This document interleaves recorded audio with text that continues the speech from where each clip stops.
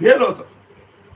आता तुम्हाला माहिती आहे आता विद्युतीकरण आहे, आता मोटर भरायला मेकॅनिकलला काय भरले ना त्यात कसं आयास करून भरले, जर कनेक्शन जर उलट द्यायला गेलं तर भ्रष्ट होऊन जात, बंद काय होत त्याचं.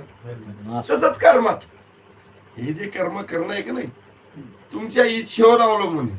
ते कर्म करीत असताना जर तुमची इच्छा मलिन रूपानं जर त्याच्यात मिक्स झाली की ते कर्म पूर्ण वाया जातं, ते फल देऊ शकत नाही. काय आपल्याला काम्य कर्म जर झालं तर ते पुण्य होऊ देत काय होईल.